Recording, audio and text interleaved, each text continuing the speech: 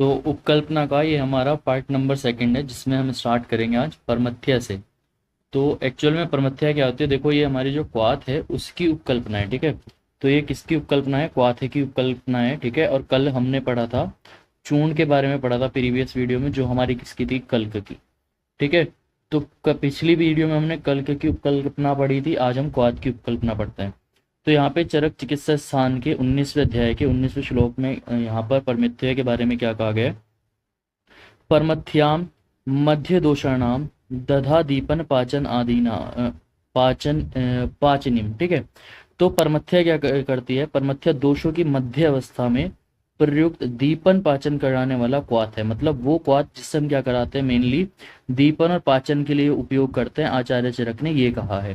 तो दीपन पाचन कराने वाले क्वाथ को हम क्या कहते हैं, परमथ्या कहते हैं। परमथ्या में देखो, जब हम क्वाथ बनाते थे तो मैंने बताया था क्वाथ में क्या करते थे, पहले चूर्ण बनाते थे द्रव्यों का, ठीक है। उसमें 16 गुना जल मिलाकर उसको क्या करते थे, अष्टमास शेष रह जाने पर छान लेते थे, ठीक है। तो यहाँ पर था।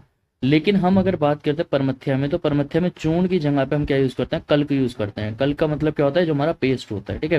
तो हम यहाँ पे क्या करते हैं, चूर्ण की जगह पर क्या करते हैं, कल्क का उपयोग करते हैं। तो यहाँ पे परमथ्या की निर्माण विधि क्या है, सबसे पहले परमथ्य निर्माण में एक पल द्रव्य लेकर उसको कल्क बना लेते हैं, ठीक है।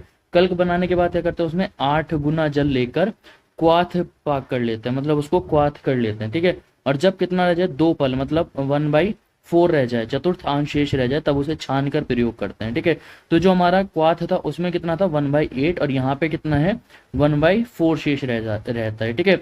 और जो हमारा क्वाथ था उसमें हम क्या यूज करते थे, चूर्ण उपयोग करते थे, और यहाँ पे यूज कर रहे हैं हम कल्क का, ठीक है। तो क्या करते हैं, हम पहले एक पल द्रव्य लेते हैं और एक पल द्रव्य को क्या कर लेते हैं, कल्क बना लेते हैं, पेस्ट बना लेते हैं उसका।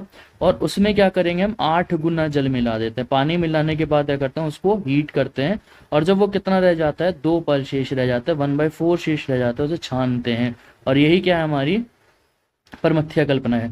तो देखो यहाँ पे क्वाथ और परमथ्या के बीच में अब डिफरेंस भी है जो आपको पढ़ना है। तो क्वाथ और परमथ्या के बीच में क्या डिफरेंस होता है, क्वाथ की अगर बात की जाए तो दोषों की सभी अवस्थाओं में उपयोग किया जाता है, ठीक है।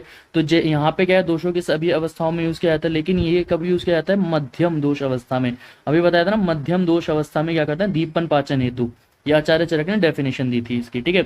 यहाँ पे निर्माण में क्या यूज करते हैं, यवकुट प्रयोग करते हैं, मतलब चूर्ण का प्रयोग करते हैं। यहाँ पे कल्क के द्वारा निर्माण कराया जाता है, ठीक है। और आचार्य अरुण दत्त की अगर बात करें तो इसे एकृत यूष कहा है, ठीक है। एकृत यूष क्या होता है, जब मैं यूष कल्पना पढ़ाऊंगा उसमें बताऊंगा, ठीक है, बिना मसाले वाला, ठीक है। और इसे क्या कहा है, कृत यूष के नाम से जाना है।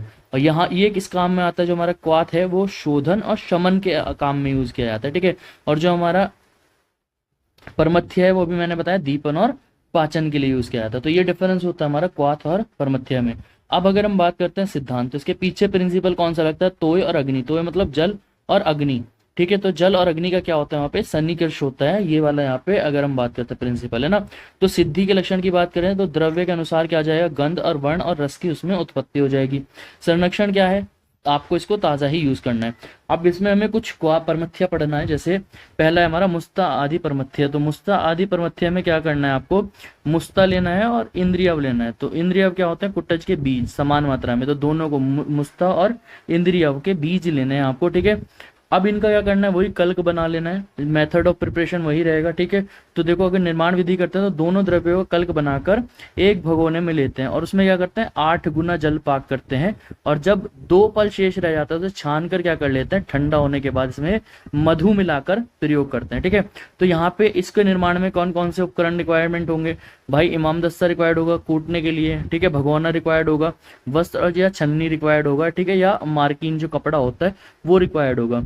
अगर हम बात करते हैं उपयोग, तो ये कहाँ पे उपयोग देखने को मिलता है, इसका रक्त अतिसार में इसका उपयोग देखने को मिलता है, ठीक है।